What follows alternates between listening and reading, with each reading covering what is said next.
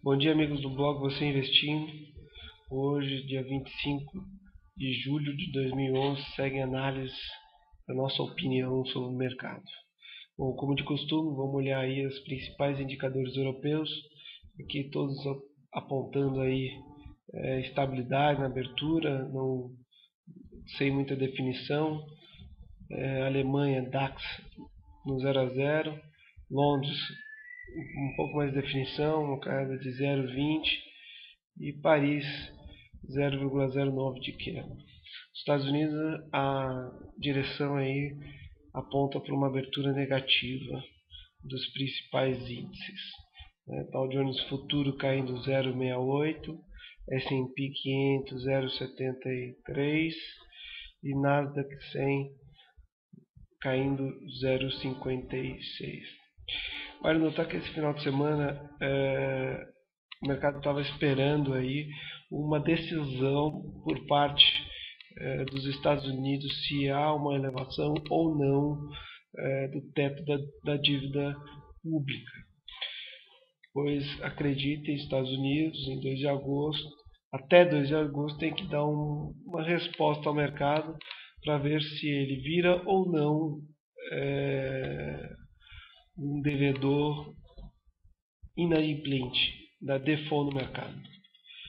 Eu acredito particularmente que os Estados Unidos devem dar uma solução a isso em linha com a expectativa do mercado. Imaginar que os Estados Unidos possa dar um default na economia global, isso certamente vai gerar um pequeno pânico aí nos mercados.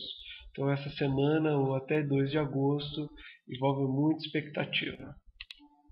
Vou começar por aqui, dividendos essa semana são essas empresas que pagam juros ou pagam dividendos ou ficam ex-dividendo e ex-juros, como é o caso da Natura.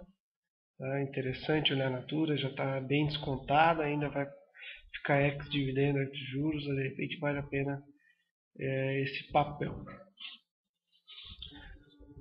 Bom, vamos seguir com os gráficos. Aqui está o Dow Jones. O mercado americano segue aí na sua tendência de alta primária, não foi perdido até o momento. A gente imaginou que ele ia ficar zanzando entre 12.565 a 12.200, mas no semanal ele superou esse patamar e formou aqui uma espécie de topo duplo. No diário dá para ver que isso fica mais visível. Fez um topo aqui, logo fez um outro topo aqui, ou seja, a nossa expectativa é que ele rompa esse topo, caso ele mostre uma disposição aí para continuar subindo. O IFR também aqui no semanal já superou os limites, tem tudo para o índice americano continuar, salvo, é claro, essa expectativa sobre se o Senado americano vai ampliar ou não o teto da dívida. Imagino que se não ampliar, isso pode gerar um transtorno. Então essa semana é uma semana de expectativa. A gente já sabe que segunda-feira vai começar com uma certa queda, de acordo com, vai abrir pelo menos em queda, de acordo com os índices futuros. Já no Brasil, nosso principal índice, o índice Bovespa, no semanal fica claro a tendência de queda ainda, persiste.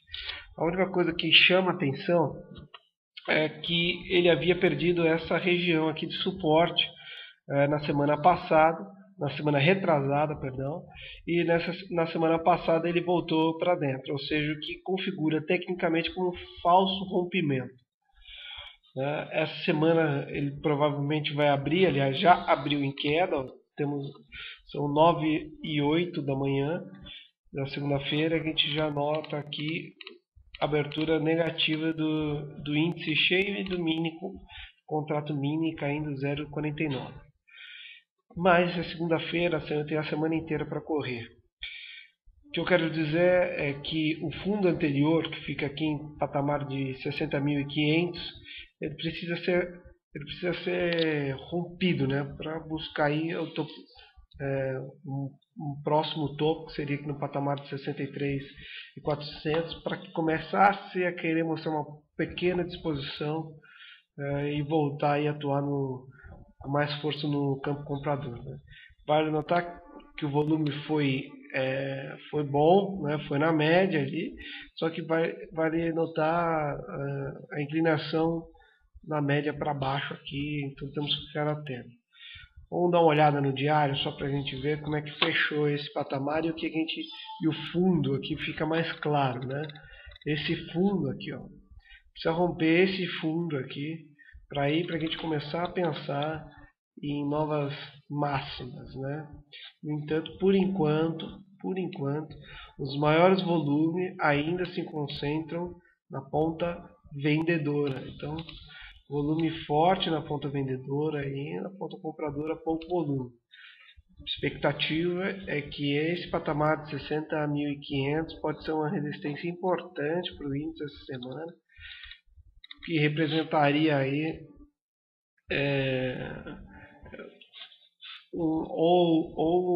se romper para cima, uma disposição a buscar o topo anterior. Do contrário, certamente não vai conseguir nem passar dos 60.500 e retoma a sua tendência de topos e fundos decrescente, né? Fez um fundo aqui, expectativa que volta a buscar aqui 57.600 pontos, que é um ponto importante para o índice. Bom, de uma maneira geral, a gente pode notar que tanto o índice Bovespa quanto o índice Dow Jones tem bons desafios a serem superados no curtíssimo prazo, então bem próximo às duas resistências dos dois índices. No entanto, a tendência dos dois permanece, a do índice Bovespa de queda e a do índice Dow Jones de alta. Vamos dar uma olhada nesse indicador aqui. Bom, notamos aqui a linha azul aqui, o índice, a linha verde, né, o azul claro, enfim, essa reta mostrando o índice Bovespa e essa aqui mostrando o índice Dow Jones. Vale notar, né, topo aqui e fundo aqui. Então esse spread, né, deve diminuir essa semana.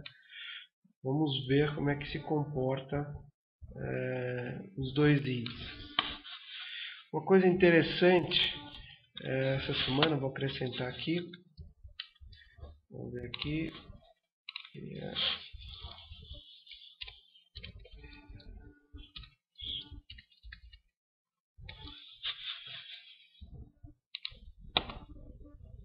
Pegar o índice Dow Jones e dividir ele pelo Ibovespa. Vamos acompanhar esse gráfico aqui. É o spread entre eles. A princípio pode parecer um pouco estranho para quem nunca viu esse tipo de gráfico. Em termos técnicos, ele funciona exatamente como os demais gráficos que a gente vem olhando. Tá certo? Mostrando aí fundo, topo, fundo, topo, fundo, topo, topo, fundo, topo. Vamos ver se esse spread começa a fechar. O que quer dizer? Enquanto o Dow Jones sobe, o Ibovespa cai. Então, nesse caso aqui, mostra uma força mais forte do Dow Jones. Nessas quedas aqui, uma força mais forte do Ibovespa. Por enquanto, a gente consegue notar que a força ainda da alta está com o Dow Jones. Vamos acompanhar, é interessante olhar esse gráfico. Bom, era isso. Boa semana, bons negócios.